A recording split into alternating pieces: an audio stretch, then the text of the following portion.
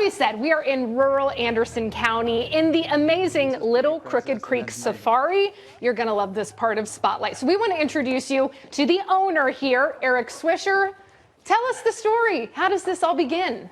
Well, when I was a kid, I just liked animals, and I grew up in the city and knew I wanted to be in the country. It just took me a while to get there. So about maybe 23 years ago, I finally moved out to the country, and then a few years later after that, I just started to build a zoo in my backyard. Wow. What's the biggest challenge about this? It's probably more finances than anything. But it's just a long process, you know, when we built it into, we basically have 35 acres here, 24 acres is the zoo. And just the roads and the infrastructure, the buildings, the water, the heat, the electricity, that's probably the biggest problem to overcome. Yeah. But if you have a desire to do something and you just want to build something, you can do it. Got to start from the very beginning, but look how it's grown. I feel like I'm on Noah's Ark right now. Right. So Eric, kind of walk us through, show us some of your favorite animals. What does everybody want to see when they come here? Oh, that's a great question. We do a lot of sloth encounters and capybara encounters. People come from all over just to sit with our capybaras and to feed them. Most of all of our animals are hand raised too, so they're friendly. So that they can have that, the animals are not scared of them.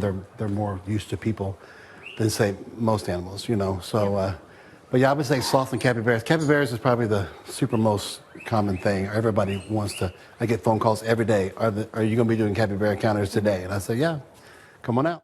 And you have big animals and small animals. Yeah. These are catching my eye. What do we have over here? These cuties. Yeah, this is just what we call our guinea pig pit. This is where the kids come and they come and just sit here and feed our guinea pigs. It's just kind of a fun little area. And then we have the largest antelope in the world here too. So we have little things like this, and then we have 2,000-pound Eland bull that you can hand feed as well. What's the biggest surprise with doing all of this when you got into it to now? I'll tell you, it's a good question.